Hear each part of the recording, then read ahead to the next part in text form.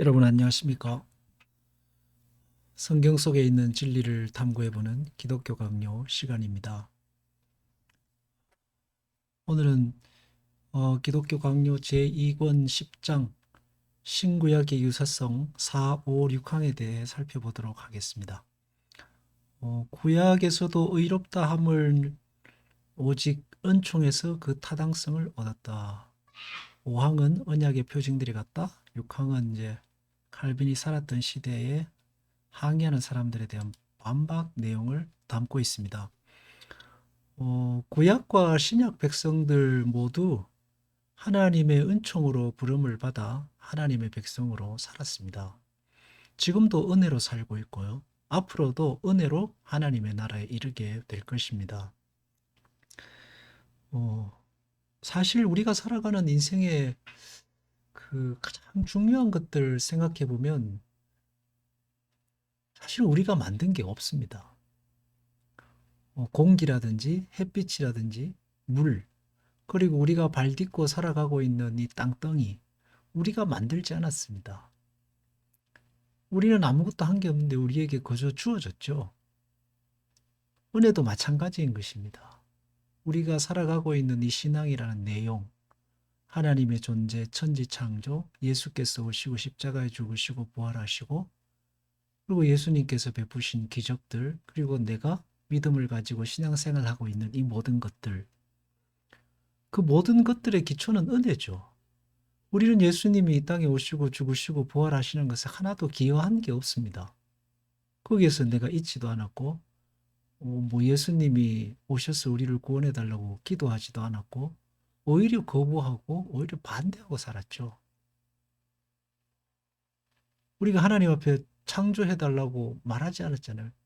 그러니까 우리의 인생 자체가 은혜를 기반으로 하고 있다는 것입니다. 신앙생활뿐만 아니라 그 인류의 그 존재 자체가 선물인 것입니다. 그래서 신앙을 가진다는 것은 어, 위대한 것입니다. 천지를 창조하시고 다스리시는 그 하나님의 영원한 왕이시오 아버지이신 하나님의 자녀로 다시 돌아가는 것이거든요. 자, 그래서 자꾸 신약과 구약 성경을 나누는데 뭐 나눌 수 있지만 그 토대는 은혜로서 같다는 것입니다. 같은 이유로 구약은 하나님이 거저 주시는 은총을 토대로 삼았으며 그리스도의 중보에 의해서 확립되었다. 예, 거저 주시는 은총을 토대로 삼고 있다. 구약 성경도 그렇죠. 거저 주시는 하나님의 은총, 노아. 하나님이 노아를 불러서 배를 짓고 홍수에 대비하라 하셨습니다. 은혜죠. 아브라함, 느닷없이 하나님께서 아브라함을 부르셔서 하늘의 별과 땅의 모래와 같이 자손을 주시겠다 하십니다. 은혜죠. 이삭, 태어날 수 없는 존재였는데 태어났습니다. 은혜죠. 요셉, 갈 수 없는 곳에 갔고 갈 수 없는 자리에 올랐습니다. 은혜입니다. 모세도 마찬가지고. 그리고 그들은 또 동시에 죄인들입니다. 그래서 성경에서 보면은 그 뭐 특정 인물들이 나오잖아요. 하나님께 부름받아 살았던 특정 인물들이 나오는데 그들의 공통점은 다 죄인들이었어요.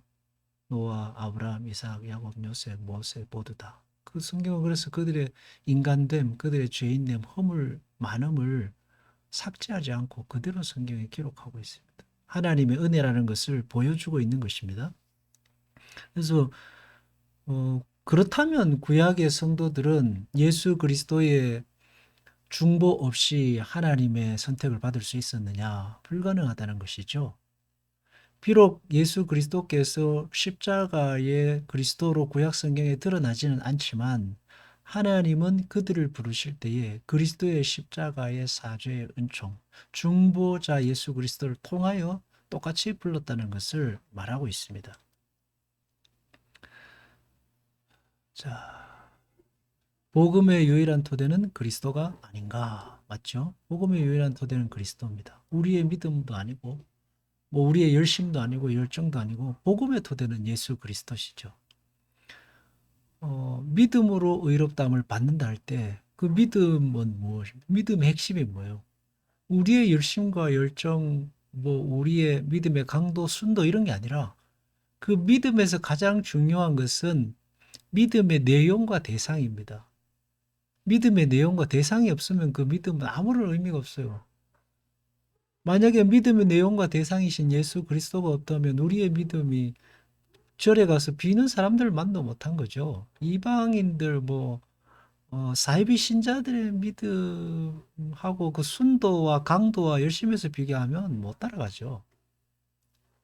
믿음의 내용인 아브라함의 그래서 구약의 대표 주자인 아브라함 예수님께서 아브라함을 예로 드셔서 요한복음 8장 56절에 아브라함도 나의 때 볼 것을 즐거워하다가 보고 기뻐하였다. 주님께서 그렇게 말씀하셨습니다. 아브라함이 그렇게 믿음 생활하고 신앙생활 할 수 있던 근거도 예수 그리스도였다. 라는 것을 말씀하시는 거예요. 은혜였습니다. 자, 그래서 예수 그리스도는 어제나 오늘이나 영원히 한결같으시다 했는데 영원히 살아계신다는 그런 의미가 아니라 예수 그리스도의 구속의 은혜와 은총과 능력이 구약과 신약에 동일하다는 거예요. 구약에는 예수님이 없었고 신약에만 있다 이게 아니고 구약에서도 예수 그리스도께서 신자들을 부르시고 그들의 중보자가 되셔서 그들과 함께 하셨다는 것을 말해주고 있습니다. 그 의미에서 동일하다.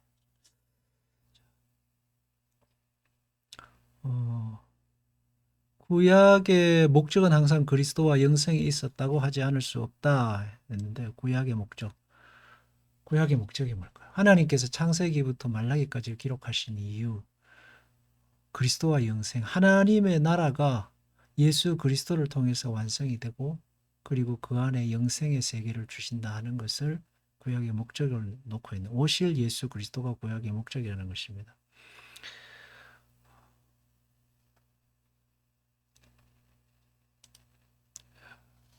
그래서 구약에도 보면은 하나님께서 하나님의 백성을 부르실 때에 하나님의 자비와 은총에 기반합니다.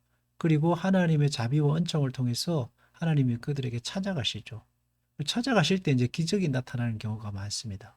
아브라함에게도 가실 때에도 음성이 들리고 또 이삭이 태어나고 뿐만 아니라 사라가 임신을 하게 되고 하는 모든 그런 기적들이 나타나잖아요. 모세에게 갈 때에도 그 떨기나무 불꽃 가운데 가시고 홍해를 가르시고 열 가지 기적 이런 것들이 나타나는데 구약에 사용된 이런 그 기적과 하나님의 임재의 상징들이 드러내는 게 뭐냐 하면 눈에 보이는 세계가 다가 아니라는 것입니다. 기적과 은사들이 우리에게 가리키는 것은 영생의 세계를 보여주는 거예요. 영생의 세계의 파편들입니다. 지금도 이 땅에 살아가는 여러분 기적이 있잖아요. 그죠? 지금도 과거를 알아맞히고 죽은 자가 살아나고 병이 낫고 헤아릴 수 없는 많은 기적들이 있습니다. 이게 물리적으로 설명 안 되는 일이 너무 많아요. 뭐를 뜻하느냐 하면 눈에 보이는 세계가 전부가 아니라는 얘기입니다. 예. 영원한 하나님의 나라가 이곳에 임재해 있다는. 그래서 예수님께서 이 땅에 오셔서 보여 많은 기적들이 의미하는 게 뭐냐 하면 하나님의 나라가 여기에 임재해 있다는 거예요. 눈에 보이는 세계가 전부가 아니다. 하나님이 통치하시고 하나님이 다스리시는 나라가 이곳에 임재해 있다. 너희의 생명이 이 육신의 삶이 전부가 아니다라는 걸 주님이 보여주셨어요. 그래서 영생의 세계를 가리키는 사인, 표지판, 손가락인 것입니다. 그래서 예수님의 기적들을 가리켜서 표적이라고 하죠. 표적, 사인이라고 하는 겁니다. 우리가 이 세상이 전부로 생각하면 신앙생활에 실패합니다. 그래서 이 세상이 전부가 아닙니다. 이곳에서 조금 못 살고 아프고 병들고 해도 잠시 잠깐입니다. 하나님의 나라의 영원한 세계가 완성인 거예요. 그것을 바라보며 신앙생활을 하면 힘이 나죠. 힘이 납니다. 우리가 늙고 병들어 몸이 쇠하지만 그 하나님의 나라의 완성을 향해 조금씩 나아가고 있어요. 그래서 신자의 삶은 참 기대되는 삶인 거죠. 나이가 들수록 쇠퇴하는 것이 아니라 나이가 들수록 완성을 향해 가고 있습니다. 점점 더 하나님의 나라의 그 완성을 향해 가고 있는 거예요. 사도 바울이 육신은 쇠퇴하지만은 영은 날로 새롭다 그랬거든요. 정말 멋진 삶이지 않습니까? 우리 인생은 이 땅에서 참 보잘것없지만 하나님이 날로 날로 번성하는 영적으로 부유한 그 하나님의 나라의 영원한 세계를 우리가 가고 있다는 사실을 늘 기억하면 좋을 것 같아요.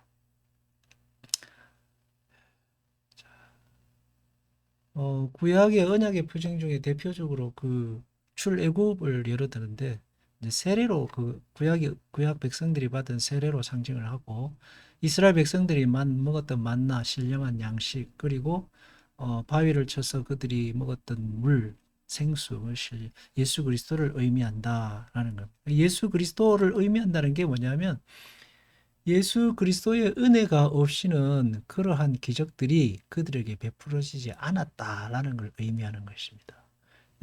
구약 백성들에게 베풀어진 그 만나 출애굽뿐만 아니라 모든 기적들은 하나님의 은혜의 실체이신 예수 그리스도를 상징한다는 것입니다. 그래서 어, 이미 임한 하나님의 나라를 보여준다 했죠. 예수님이 십자가에 죽으시고 부활하신 것은 하나님의 나라의 임재의 그 가장 큰 절정을 보여주고 있는 것입니다. 신구약의 유사성. 그러니까 구약과 신약이 다르지 않다는 거예요. 저도 굉장히 고민을 많이 했고 구약과 신약은 완전히 다르다라고 생각했습니다. 근데 이렇게 생각해 보면 구약과 신약은 같은 책이에요. 다만 구약에는 예수 그리스도가 보이지 않았을 뿐이고 신약에는 드러났던 거고 그 구약과 신약 공히 하나님의 은혜, 자비의 기초에서 모든 일들이 일어나고 있는 것이었습니다. 그래서 우리는 이런 하나님의 은혜로 부름받아서 참 놀라운 신앙의 세계에 들어와 있습니다. 은혜로 부르셨으니까 하나님께서 책임지시고 은혜로 여러분을 인도해 가실 것입니다.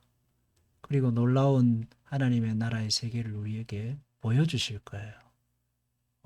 우리가 상상했던 것보다 훨씬 위대한 나라가 여러분 앞에 오고 있습니다. 기도하겠습니다. 주님, 눈에 보이는 것에 빠져서는 우리의 눈을 뜨게 하셔서 감사합니다. 이 세상이 전부가 아닌 것을 알게 하시고 죽음 너머에 또 다른 세계에 있음을 알게 하시고 우리는 승리를 보장받은 사람인 것을 말씀으로 약속해 주셔서 감사합니다. 이 세상 사는 동안 하나님의 나라에 부름받은 영원한 승리자인 것을 기억하고 담대하게 믿음으로 항상 기뻐하며 쉬지 말고 기도하며 감사하며 사는 인생이 되게 하소서. 그리고 그렇게 살아가기로 결단합니다. 주님 함께하여 주실 줄 믿사옵고 예수님 이름으로 기도합니다. 아멘.